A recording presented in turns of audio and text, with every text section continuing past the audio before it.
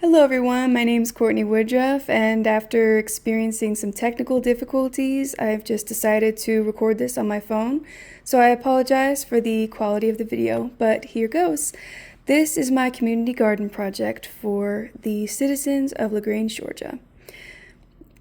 The executive summary: the purpose of this proposal is to evaluate social, economic, and environmental benefits of creating and maintaining a community garden through the use of surveys and scholarly articles related to their success.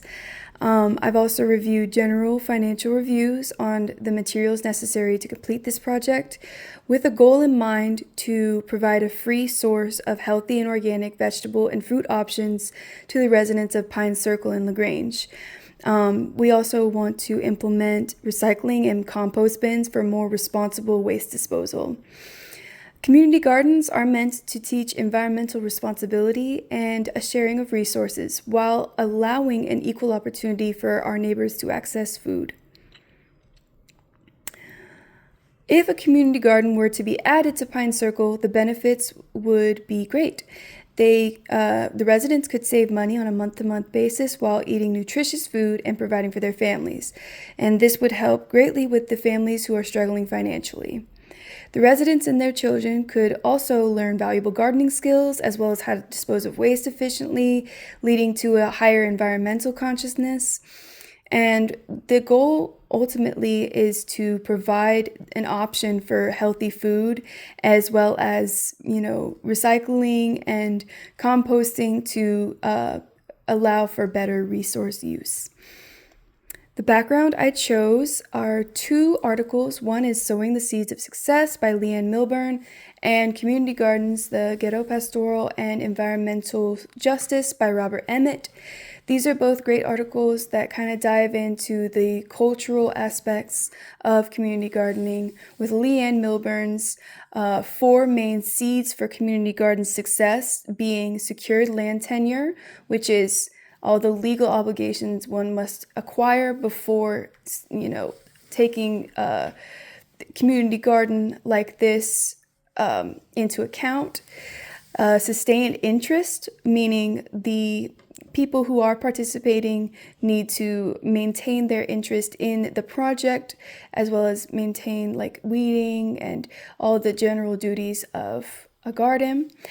Community development, meaning there should be, pretty strong leaders, pretty strong advocates for this to take place, and to kind of meet up in group settings and stuff, so that there can be that kind of mutual communication going on, as well as appropriate design, meaning the proportion of the garden needs to be significant enough to provide for everyone in the neighborhood. And then Robert Emmett goes into depth about kind of the meaningful relation between people and nature, and the fact that we interact with it every day, meaning it means it's, essential to our human rights, and it's critical to, environmental and social justice and culture. And yet, despite all of that, he outlines in his article how city officials are mainly concerned with gaining capital. An example of this would be the bulldozing of South Central Farm in California in 2006. It was a really good farm that fed a lot of families, yet there was some legal things that took place, and ultimately they shut the operation down, unfortunately. Findings and analysis. This has to do with my survey of peers that I conducted. This really related to the social aspects of community gardening. And at the end, each participant could have an open-ended question to kind of express their thoughts about the matter. I used the SWOT analysis, the strengths, weaknesses, opportunities, and threats, to kind of give myself both sides of what this community garden would look like. The strengths, meaning community engagement, higher quality food resources, and efficient land use. Weaknesses would be extra work for the residents who might otherwise be occupied with their jobs, which is understandable.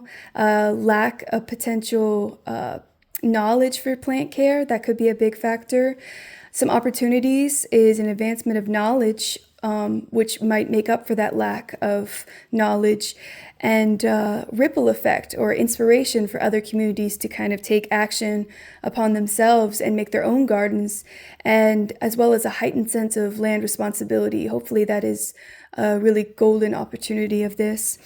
Some threats to this could be the potential burglary of materials if it's not secured, failure of crops due to vandalism or extreme weather conditions, and or a lack of diligence to the essential duties of gardening, meaning if people aren't willing to participate, it just might fall flat.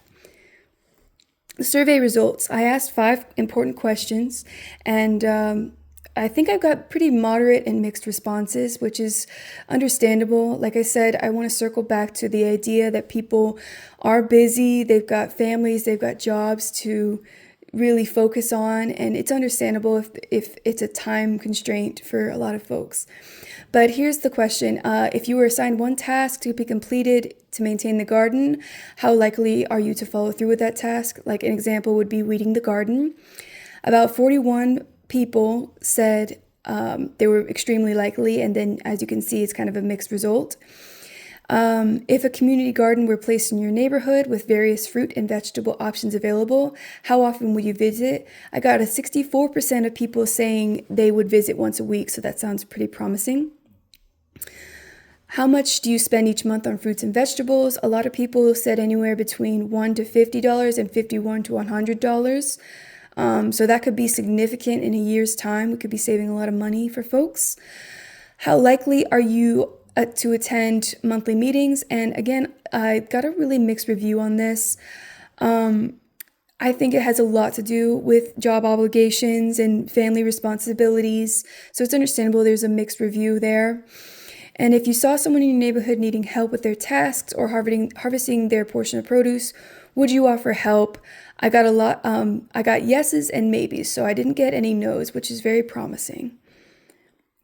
The conclusions to this: I think that community gardens will give back to a population that is in need of connection and proper nutrients.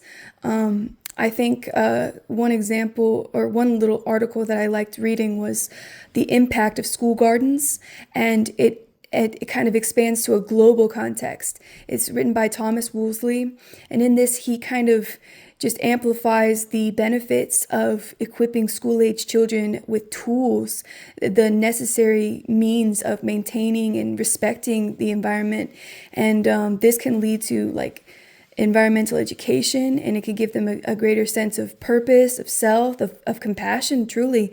And then looking at it through a wide scale showcases how the rippling effects could occur. You know, it could start with one garden, but you have folks who might be inspired by your garden and want to start one themselves, and it just could be a really good rippling effect, and ultimately is a great way to kind of protect the planet and value the resources that we have available to us. Finally, I got my recommendations. This has a lot to do with the financials, what would be needed, and I gave one example of a 4x8x12 garden bed. This was written by Stephen Hudkins based on the price available at the time. He was a CEA of horticulture in the state of Texas, and basically this is all the material pricing, which is a total of $393 for just one garden bed, and this would need to be proportional to the number of residents in the area to make sure that this garden benefits everyone, involved. And so the best way to ensure that the function of the garden is to have meetings and to establish a good system within group members, to have diligent leaders, to have people who are encouraging. And ultimately, I think that will just be kind of reflective of the people, involved. I think if there's enough enthusiasm about this project, this could really work and benefit the people involved. So thank you guys so much. These are my resources that I used. Hope you'll have a blessed evening, and thank you so much for listening.